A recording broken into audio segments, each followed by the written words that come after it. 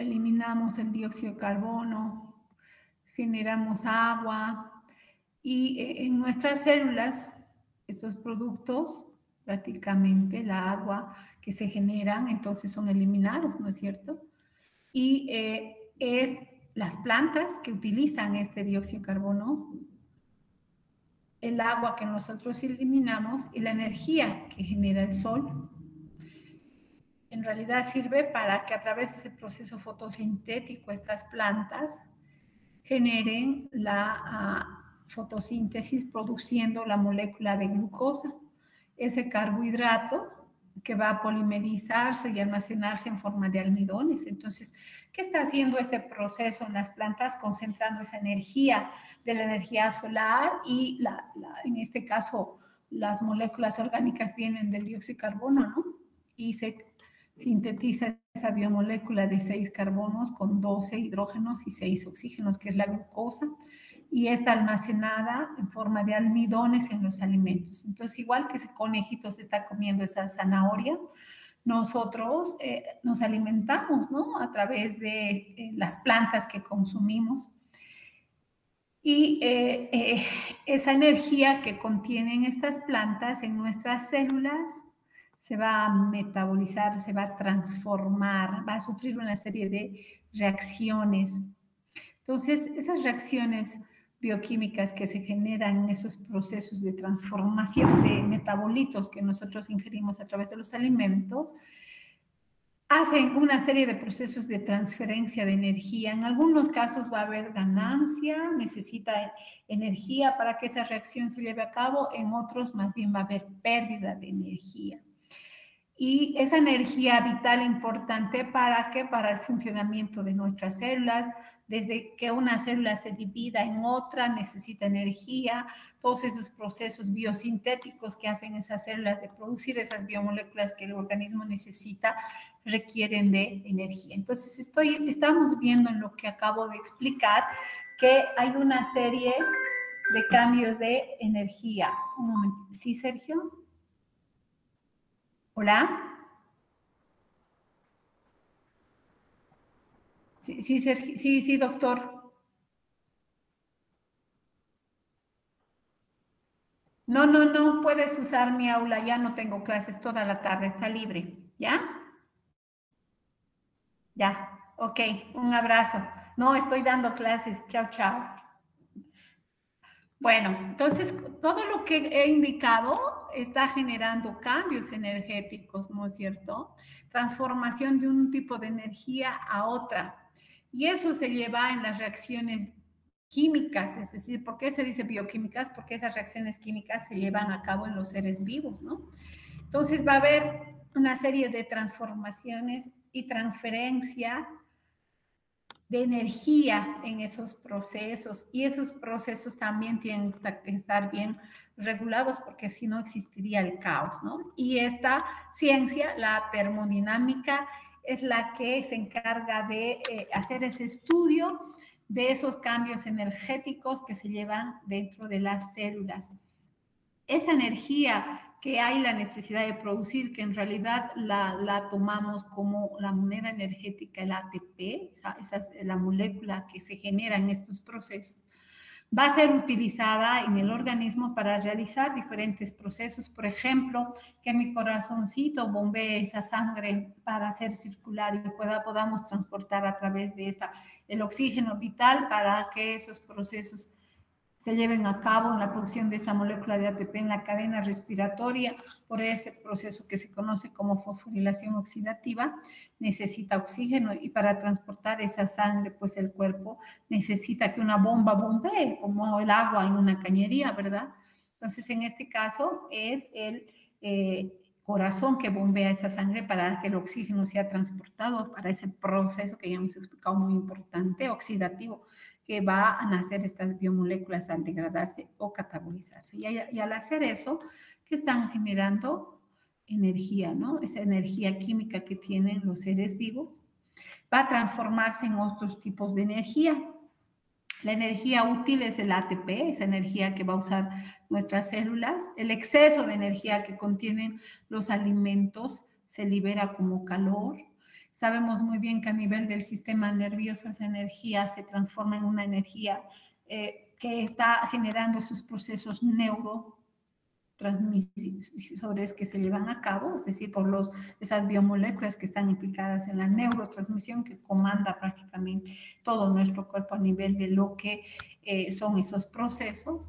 Y pues podemos mencionar una infinidad de energías, ¿no? Entonces esa energía química se transforma en otros tipos de energía mecánica, energía calórica. Y eso es lo que está ocurriendo en nuestro cuerpo, ¿no? Nos alimentamos, consumimos carbohidratos, consumimos grasas, consumimos proteínas y todos esos alimentos en el organismo, esa energía que contienen, son catabolizados, generando entonces dióxido de carbono, agua como producto y principalmente, ¿qué cosa? El ATP. Y esa energía va a ser vital. ¿De dónde viene? Del metabolismo, ¿no? De esos procesos de transformación que se generan y va a ser vital para que funcionen nuestras células.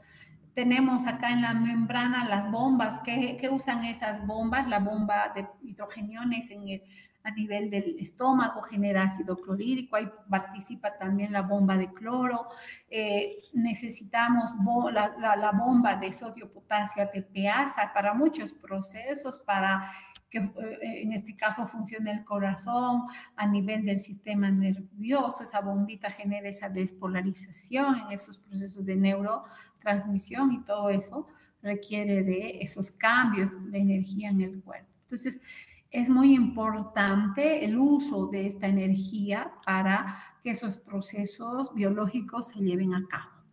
¿Qué pasa cuando nosotros no aportamos una energía suficiente a nuestro cuerpo? Vemos este niño, ¿no? Completamente mal desnutrido. ¿Por qué? Porque está habiendo ese desequilibrio, esa falta de energía para que el cuerpo lleve a cabo esos procesos vitales. Al contrario, un exceso va a terminar generando una persona obesa, donde más bien esa energía en exceso va a ir a almacenarse. Y no olvidemos, en la actualidad, en este siglo, esta es la enfermedad que más problemas está trayendo, ¿no? A nivel mundial. ¿Por qué? Porque es la mala alimentación, el sedentarismo, es el comer esa comida chatarra que está generando ese desequilibrio energético, dando lugar a esta es una patología en realidad, la obesidad, y predispone a muchas enfermedades cardiovasculares, genera diabetes, a problemas autoinmunes, predispone al cáncer. Bueno, cuando hablamos de la energía total de un sistema, nos referimos a la energía interna. Y eso se simboliza por delta E, es decir, delta E, delta que quiere decir que hay variaciones. Y en este caso hay variaciones de energía interna. Y esta variación de energía interna está dada por la variación de la energía libre de Gibbs más la variación de la entalpía. Y cuando hablamos de la variación de energía libre de Gibbs, nos referimos a la energía útil del sistema, es decir, la energía que el sistema va a usar para llevar a cabo muchos procesos. No toda la energía contenida en la glucosa va a servir como energía útil. En realidad solo el 40%, el 60% se va a transformar en calor y esto es entalpía. Entonces, la variación de energía interna en nuestro cuerpo es igual a las variaciones de la energía libre de Gibbs, de esa energía útil, más las variaciones de la cantidad de calor. Es decir, H quiere decir entalpía y entalpía está midiendo eso, ¿ya? Entonces, la energía, como ya dije, libre de Gibbs es la energía útil. ¿Para qué sirve eso? Para realizar un trabajo. Y la entalpía viene a ser, en este caso, la energía calórica que se está generando. Está en el organismo y es ese exceso de energía que no lo utilizamos, que liberamos como calor. Y también podemos hablar del caos, del desorden, de esos trastornos, y a eso se llama entropía. ¿Ya? Generalmente esos cambios, esas transformaciones van a hacer que se tienda a una entropía mayor, es decir, a un grado mayor de desorden, ¿ya? Un niño, por ejemplo, está en ese proceso de crecimiento, cambio, transformación continua.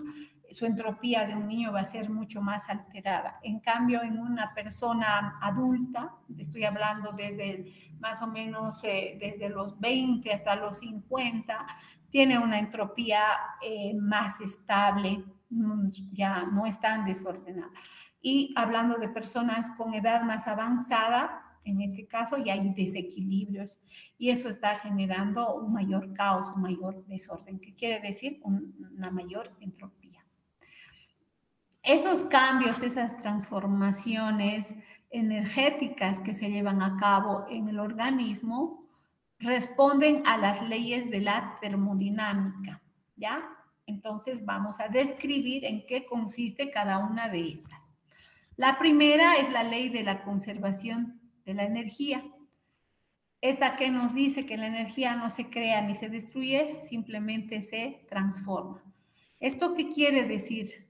Que la energía que yo internalizo a través del consumo de alimentos debe salir en la misma, o sea, en la misma cantidad a la energía que está entrando, como decían esos alimentos, ¿ya? Es decir, debe permanecer en un equilibrio. Y la energía del universo es constante, está en relación.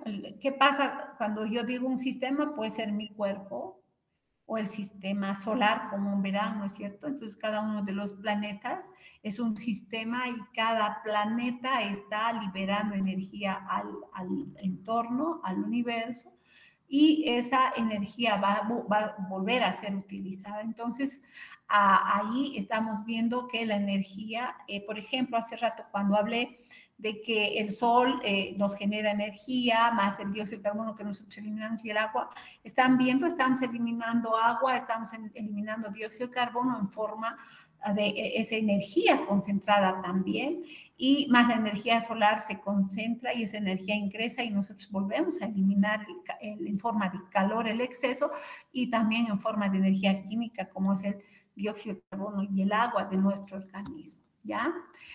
Entonces, la energía es igual a la cantidad de calor que es representado por Q menos W, que significa es el trabajo realizado. Entonces, no olvidemos, Q es la cantidad de calor del sistema y W el trabajo que el sistema está realizando. Y es la energía interna. Y cuando yo agrego aquí un delta, ese signo me está indicando la variación de esa energía interna, ¿ya?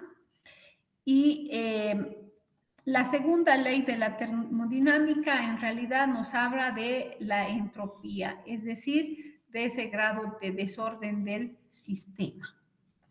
Normalmente un sistema cuando está generando ese proceso de transformación catabólico está generando un desorden, ¿ya? Y si ese proceso se realiza espontáneamente, ese desorden es mayor. ¿Por qué? Porque está generando en realidad esa energía para que se lleve a cabo ese proceso espontáneamente. En cambio, cuando está en orden, hay menos desorden. ¿Qué quiere decir? Que ese sistema está en equilibrio, no está muy caótico, ¿ya? Y de la misma manera, entonces, cuando nosotros agregamos este signo delta, quiere decir la variación del sistema es igual a la variación de la energía del entorno. Y esto es igual a la variación de la energía del universo. Normalmente esto debe ser mayor a cero cuando el proceso se lleva a cabo, ¿no? En procesos reales esa entropía siempre es mayor a cero, es decir, está en mayor grado de desorden. La tercera ley de la termodinámica nos habla de la energía libre de Gibbs y ya hemos explicado hace rato. ¿Qué es eso? Es la energía útil que el cuerpo utiliza para realizar un trabajo. ¿Para qué nosotros usamos ATP? Para contraer nuestros músculos. ¿Para qué usamos ATP? Para generar esa neurotransmisión, para los procesos metabólicos. Entonces, el organismo necesita de esta energía libre de Gibbs. Y las variaciones de energía libre de Gibbs están en relación a qué? A las variaciones de la cantidad de calor de un sistema menos la temperatura por la variación de la entropía. Entonces, la energía libre de Gibbs normalmente nosotros vamos a observar en las reacciones químicas. Esto puede tener un signo positivo o puede tener un signo negativo. ¿Qué es lo que genera nuestro cuerpo? Hace rato les dije, en esos procesos degradativos catabólicos, como moneda energética útil para el cuerpo, el adenosín trifosfato, el ATP. Una enzimita ATPasa, ¿qué es lo que hace? Rompe el enlace fosfodiéster liberando ADP más el fósforo inorgánico. Y este proceso está liberando energía. Esta energía viene a ser la energía útil que mi cuerpo va a utilizar.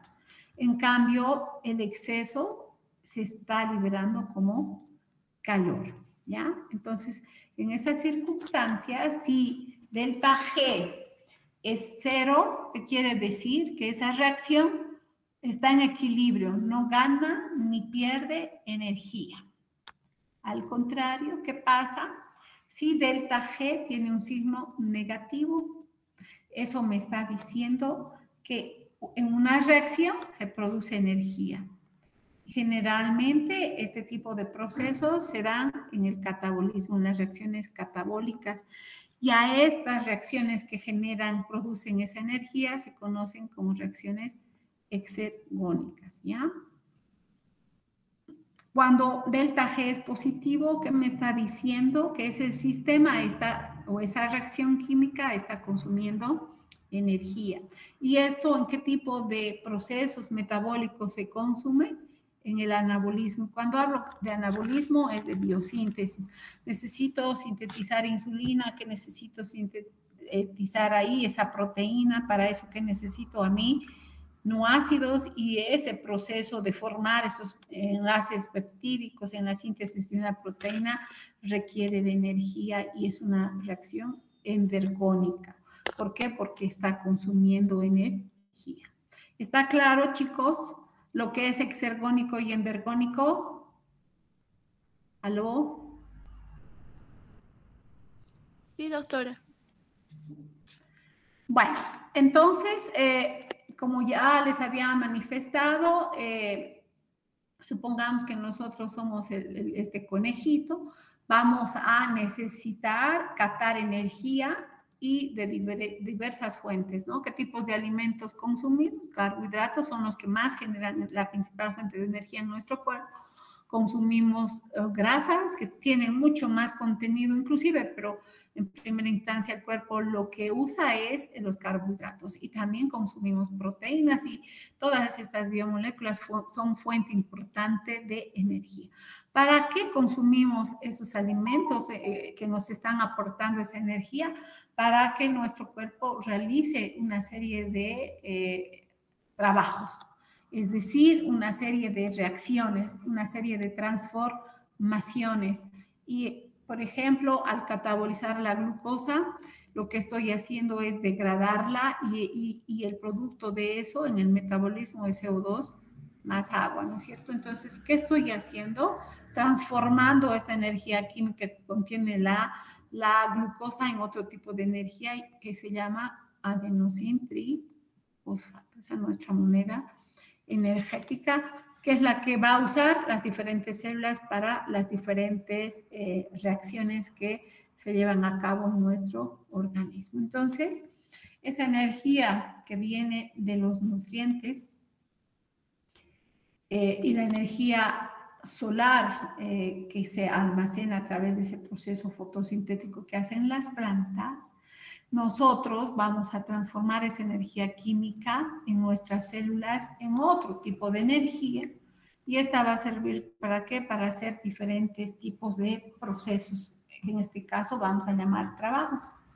Por ejemplo, biosintetizar, a veces necesitamos biosintetizar glucosa, si no la consumimos, el cuerpo necesita, porque ciertos tejidos son netamente glucodependientes, entonces sintetizar glucosa. Necesito que mi corazón se contraiga, necesito energía. Necesito transportar a través de la membrana en contragradiente usando esas bombas una serie de iones, pues necesito energía. Necesito realizar la transmisión de impulsos nerviosos, esa energía eléctrica es necesaria. ¿Y de dónde viene? De las transformaciones químicas en nuestras células, ¿no? Y el producto final de esas moléculas complejas, ¿qué va a ser? Dióxido de carbono, agua. En el caso de las proteínas, inclusive aquí tendríamos que incrementar el amoníaco, porque la parte de grupo de los aminoácidos genera amoníaco, ¿no? Y nosotros no eliminamos en realidad en forma de amoníaco, sino eliminamos como urea. En el hígado esta molécula se transforma en urea y se elimina a través de la orina. Y como ya dije anteriormente, el calor es esa energía en exceso que se produce. Entonces, todos esos cambios, esas transformaciones en el organismo, lo que están generando es un desorden, incrementando el caos, el desorden, es decir, la entropía. En nuestro cuerpo hay muchas reacciones exergónicas y también hay reacciones endergónicas. Cuando hablamos de exergónica, estoy hablando de las reacciones catabólicas. El catabolismo, ¿qué quiere decir? Degradar, viene catabolismo de degradación, ¿no? Degradación de moléculas. Moléculas grandes en moléculas más simples, como ya hemos visto, agua, dióxido de carbono, se transforma esa molécula de glucosa. Entonces, esas reacciones son exergónicas, ya hemos dicho, que están generando liberación de energía. Y esa energía que se genera es la energía química. Pero hay un exceso y ese exceso se libera como calor. Entonces, en el anabolismo, si yo voy a sintetizar una proteína, como les decía hace rato, estas moléculas de aminoácido, que en este caso sería esta sustancia C, se va a transformar en una proteína, que es la sustancia D, y este tipo de reacciones son endergónicas. Entonces, estas reacciones van a utilizar esta energía química para llevar a cabo esos procesos biosintéticos. Pero no se utiliza el calor, sino se utiliza esa energía útil que se está generando en el cuerpo. Entonces, a través de estos procesos nosotros podemos ver de que el exceso de energía se está eliminando como calor y esta energía química útil va a servir para generar esos procesos biosintéticos. Entonces, hay una interrelación de acoplamiento entre lo que es el catabolismo y el anabolismo. El anabolismo es un proceso de biosíntesis, ¿no? Cuando sintetizo glucosa, cuando sintetizo proteínas, cuando sintetizo ácidos grasos, ¿de qué estoy hablando? De anabolismo. Y en el capítulo anterior ya hemos hablado, estos procesos están acoplados a reacciones oxidativas. Ya sabemos que oxidación es la pérdida de electrones. Y cuando es proceso endergónico, es un proceso en el cual hay una ganancia de energía. Y cuando es un proceso exergónico, es una reacción que está perdiendo esa energía libre. Entonces, decimos que aquellas reacciones exergónicas son ligadas al catabolismo y las reacciones endergónicas, aquellas que consumen, están relacionadas con el anabolismo. Y cuando combinamos ambos procesos, anabolismo y catabolismo, ¿de qué estábamos hablando? Del metabolismo, es decir, de esos procesos de transformación que nuestras células llevan, ¿no? Ya había mencionado grandes moléculas que nosotros consumimos en los alimentos, como son los glúcidos, las grasas, las proteínas, se catabolizan y generan estas moléculas simples, ¿no?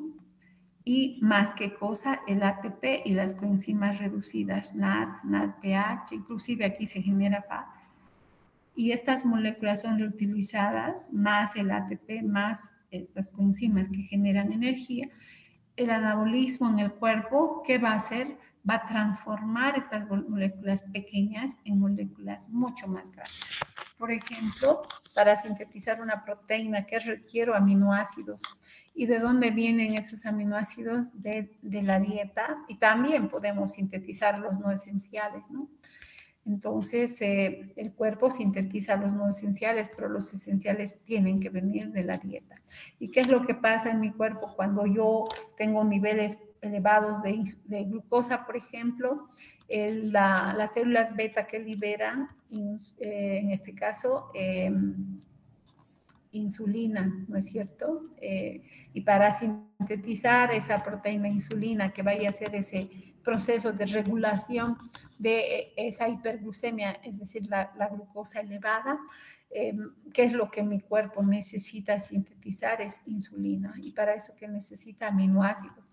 Y nuevamente esta va a permanecer un tiempo, ¿no? Dependiendo de hasta cuánto tiempo el cuerpo y qué cantidad de carbohidratos hemos nosotros consumido, va a requerir la acción de esa proteína. Posteriormente ya no la requerimos, entonces, ¿qué vamos a hacer con esa insulina? La vamos a degradar, esa proteína, produciendo estas moléculas, y esos aminoácidos que se liberan de la degradación de esa insulina van a ser utilizados para la síntesis de otras proteínas, ¿no? Pueden ser proteínas transportadoras, ¿no? Proteínas enzimáticas. En este caso, sí bajan los niveles de glucosa, ahora ya no están elevados, ya no es insulina que mi cuerpo necesita, sino necesita glucagón. Y por tanto, ese glucagón va a ser sintetizado a partir de esos aminoácidos de la insulina. Entonces, vemos ahí que hay una serie de reacciones y también interconversiones energéticas, ¿no? Entonces, catabolismo es un proceso degradativo y oxidativo. ¿Qué quiere decir oxidativo? Que en estas reacciones se está liberando energía y se están perdiendo electrones, ¿no? Entonces, esa energía que se libera es producida como ATP. Además que estamos generando en esos procesos catabólicos productos finales, como hemos dicho, el dióxido de carbono, agua, el amoníaco, o productos intermediarios que van a servir, por ejemplo, para la síntesis de otras biomoléculas. Por ejemplo, en el ciclo de Krebs se genera succinilcoenzima y más la glicina, van a ser precursores de la porfirina, ya hemos visto en la síntesis del EN, y este anillo tetrapirrólico que se sintetiza a partir de esos dos componentes va a ir a unirse con el hierro para formar esa molécula EN, importante para la síntesis de hemoglobina. Entonces, ¿qué proceso estamos haciendo ahí? Un proceso anabólico. ¿Y de dónde viene la glicina? De la degradación de proteínas. ¿De dónde está viniendo succinilcoenzima en el ciclo de Krebs? Puede ser de la degradación de carbohidratos, dependiendo, ¿no? Entonces, el exceso que se genera son desechos y estos deben ser eliminados hacia el entorno, ¿ya? Entonces, es por eso que decimos, si bien hay una serie de transformaciones y cambios en nuestro organismo, que nosotros posteriormente ese calor que estamos generando vamos a liberar al entorno, esto hace de que nuevamente sea utilizado esa energía solar, ¿no es cierto?, para que se concentren esas biomoléculas y nos sirvan de fuente energética, ¿no? Entonces, podemos concluir indicando que el catabolismo es un proceso de lisis, es un proceso de degradación. ¿Y para qué sirve esas transformaciones catabólicas que está llevando a cabo nuestro organismo al interior de las células? Para llevar a cabo procesos biosintéticos, y este proceso se conoce como proceso reductivo. Y sabemos bien que reducción es ganancia de electrones. Entonces, cuando hablamos de biosíntesis, estamos hablando de anabolismo. Y algo muy característico, este proceso que utiliza energía. ¿En qué forma? En forma de ATP. Entonces, el catabolismo que está generando esa materia prima para la síntesis, para la génesis de nuevas biomoléculas, ¿no? Está generando esa energía, además que requiere este proceso anabólico. Entonces, nuestra moneda energética, ¿de dónde viene? De la degradación de moléculas que nosotros incorporamos en los alimentos, ¿no? Esas moléculas altamente energéticas. 1 gramo de proteína y 1 gramo de carbohidrato, ¿cuánto de energía genera? 4 kilocalorías. En cambio, 1 gramo de grasa genera 9 kilocalorías. Entonces, estos nutrientes, a través de ese proceso catabólico que están haciendo, degradándose en moléculas simples y también generando energía en forma de ATP, es decir, esa energía que se libera en este proceso, ¿para qué va a servir? Para fosforilar el ADP y generar ATP. ¿Y para qué este ATP? Para realizar un trabajo biológico. Uno de ellos, por ejemplo, es la biosíntesis, es decir, estoy hablando del anabolismo. A partir de precursores sencillos, el organismo que hace sintetiza moléculas más complejas, ¿ya? Y para hacer eso, ¿qué está hidrolizando? ¿Qué está usando? El ATP. Entonces, ¿el ATP en qué se transforma? Fósforo inorgánico más ADP. Y para luego, este catabolismo está generando esta energía para muchos procesos, ¿no? Contracción, transmisión de impulsos nerviosos, transporte activo, esas reacciones biosintéticas que consumen energía, para secretar la insulina, para secretar los neurotransmisores a partir de determinadas células, por ejemplo, insulina, donde se produce en las células beta en forma de vesículas y esta tiene que ser secretada. Y para eso, para que se contraiga esa vesícula y haga la exocitosis, usamos el ATP. Entonces, muchos procesos en el cuerpo requieren esa captación de energía, esa transferencia de energía, que es fundamental, ¿no?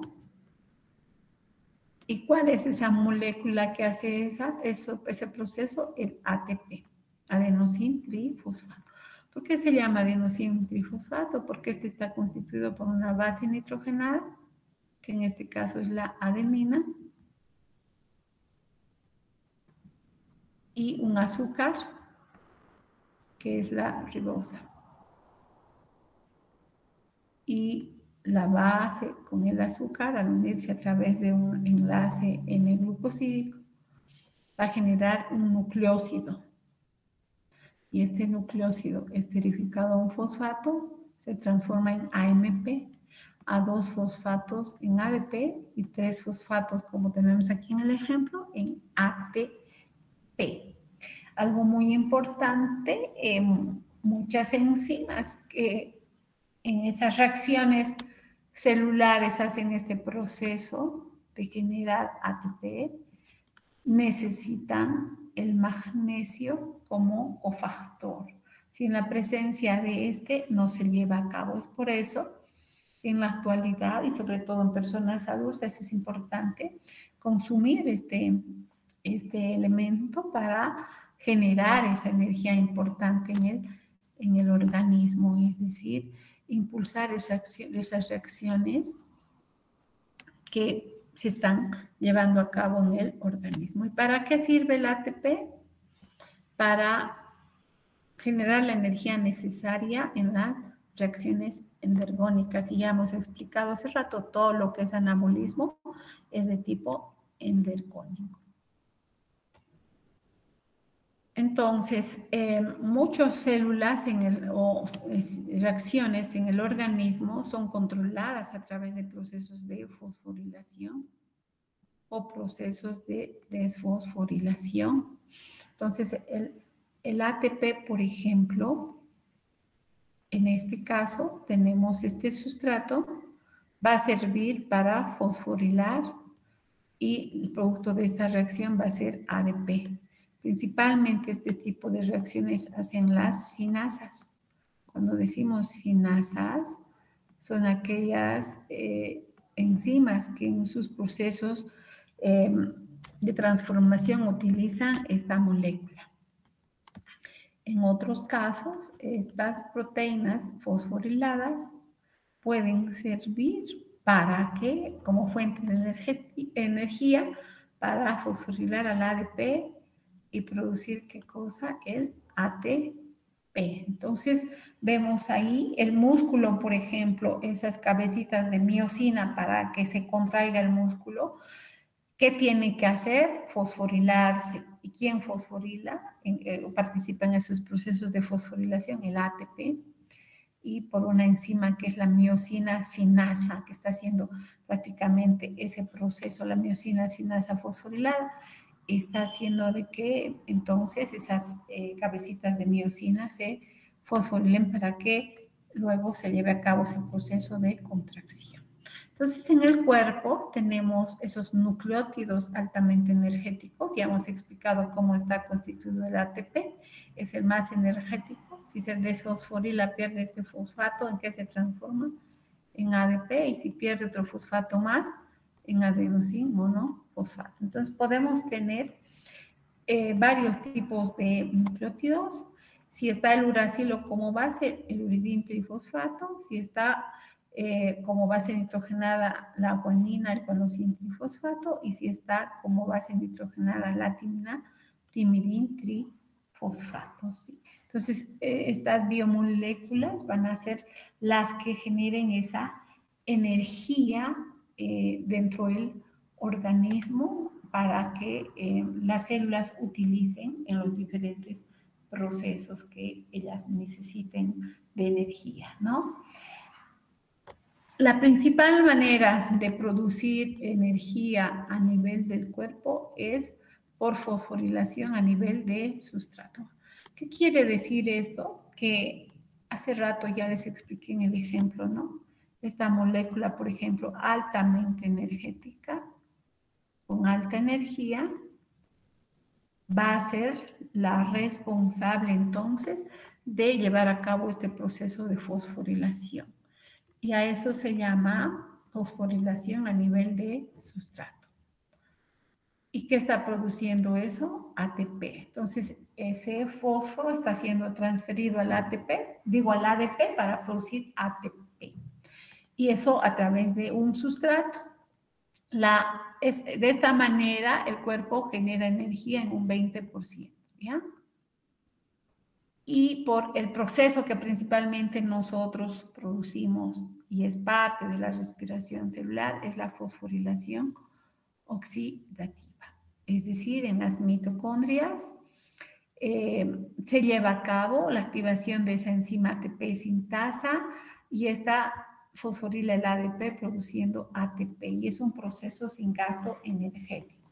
Para ello, importante el oxígeno porque se están llevando a cabo una serie de procesos oxidativos. Una de las vías que más genera energía en el cuerpo es la glucólisis. Cuando hablamos de lisis, ¿de quién estoy hablando? De glucosa, ¿ya? Entonces es una vía catabólica degradativa de la glucosa. Y esta vía puede generar fosfatos de alta energía mediante este proceso de fosforilación a nivel de sustrato. Y las coenzimas reducidas NAT, en este caso que se genera, van a transportar los electrones a la cadena para hacer ese proceso de fosforilación oxidativa. La glucosa en este caso se está transformando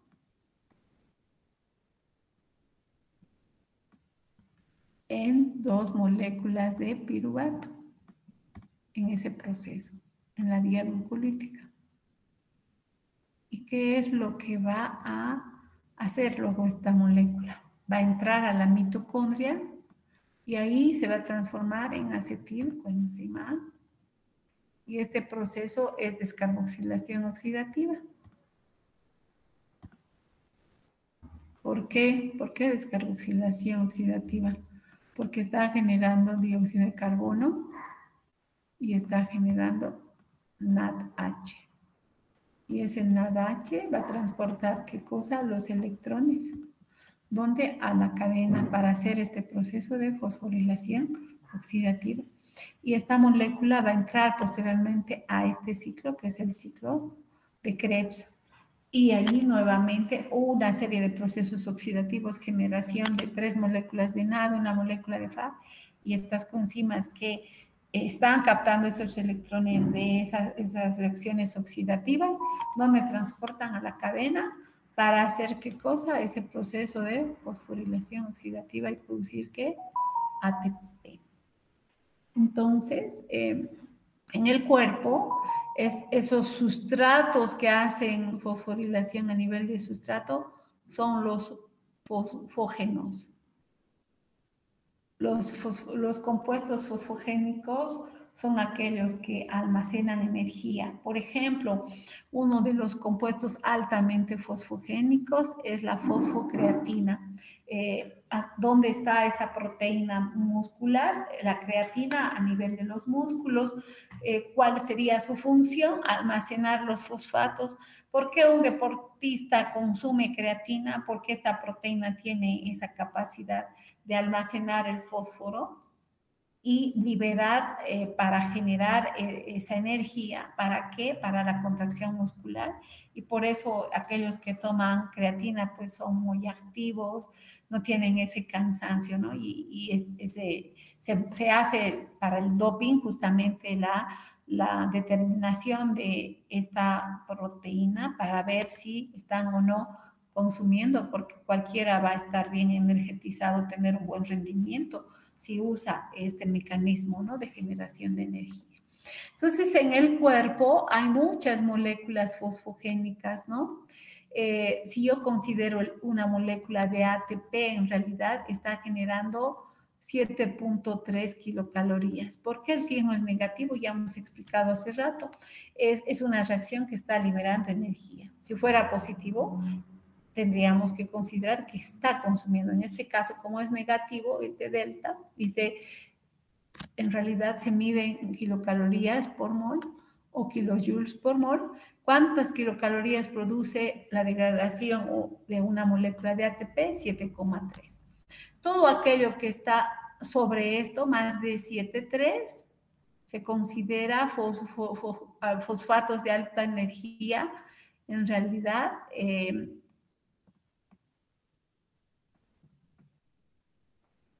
vendrían a ser todos los que están hacia arriba. En cambio, los fosfogénicos que generan baja energía son los que están por debajo de este valor que produce el ATP.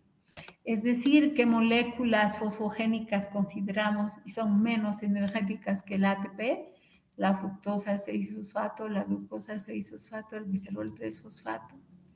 Dentro de estas, la fructosa es mucho, si nosotros vemos, genera 3,8 kilocalorías por mol, en cambio el glicerol 3-fosfato solamente 2,2. Ahora el carbamoil fosfato en el ciclo de la urea genera 12,3 y el fosfenol piruvato genera 14,3, inclusive mucho más energía que la fosfocreatina, ¿ya? Entonces, a nivel del organismo hay reacciones que generan estos procesos de liberar moléculas altamente energéticas. Una de ellas, por ejemplo, en la vía de la glucosa es el 1,3-bifosfoglicerato. Y esta es una reacción donde al transformarse en 3-fosfoglicerato va a producir la fosforilación de ADP y generación de ATP, ¿ya? En el ciclo de Krebs, una molécula fosfogénica altamente energética es succinilcoenzima. Acá también se produce ATP. Otra molécula en la vía glucolítica, el fosfenol piruvato, entonces es una molécula fosfogénica. Esta, al transformarse en piruvato, va a producir ATP. Y ya dijimos, la creatina, fosfato, al desfosforilarse, que está generando creatina, y ese fosfato, ¿para qué va a servir? Para producir ATP. Entonces, todo esto que estoy mencionando, chicos, es una forma de generar energía en el cuerpo y es a través de este proceso. Está mal escrito esto, ¿no? Fosforilación a nivel de sustrato. En cambio, la otra parte o la otra forma como se produce el ATP es por fosforilación oxidativa, y eso es usando los procesos oxidativos de los procesos metabólicos y ingresando a otras vías como es la glucólisis, el ciclo de Krebs y estas coenzimas que reciben esos electrones en los procesos oxidativos van a transportar los electrones a la cadena transportadora de electrones. Entonces ya hemos indicado, los fosfatos de baja energía son los que están debajo de este valor del ATP, serían todos estos. En cambio, los fosfatos de alta energía serían todos estos, ¿no?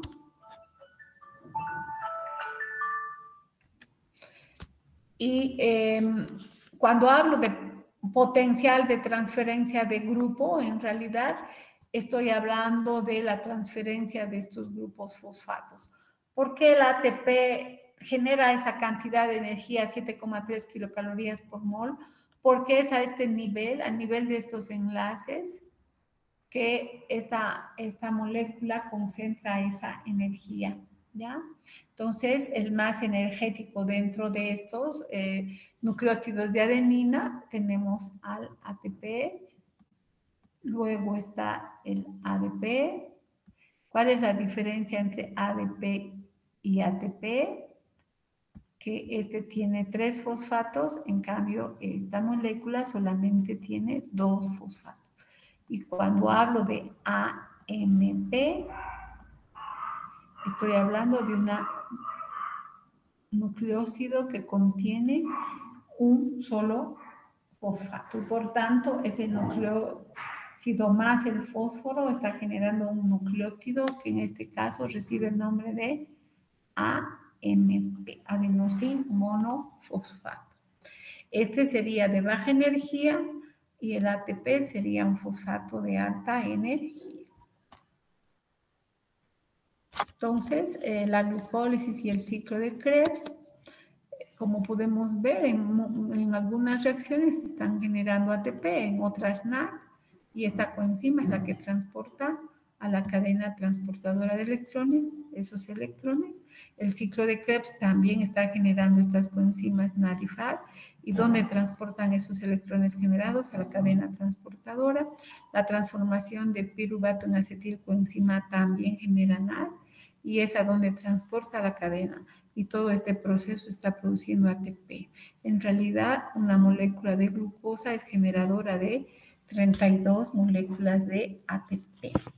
Ya hemos explicado esto, que es fosforilación oxidativa. A quien entrega el NAD sus electrones al primer complejo. Este complejo hace la transferencia a una serie de componentes que tiene.